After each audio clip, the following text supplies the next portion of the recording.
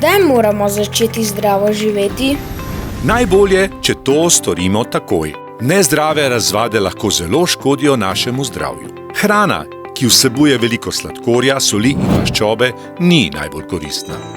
To so predvsem sladkarije, slani prigrizki in mastni prigrizki ter sladke pijače, ki imajo nizko prehransko vrednost.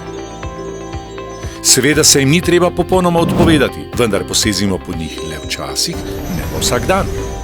Izogibajmo se tudi preobilnim obrokom. Kaj se zgodi, če ne pazimo pri hrani?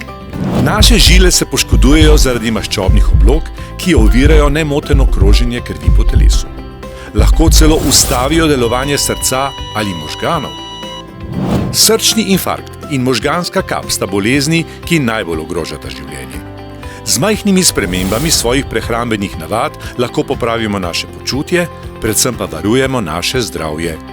Za žejo izberimo vodo, izogibajmo pa se gaziranim pijačam.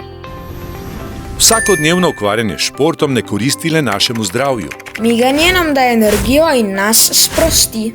Dovolj je že pol ure na dan. S pomočjo športa tudi lažje spoznamo zanimive ljudi. In nove prijatelje.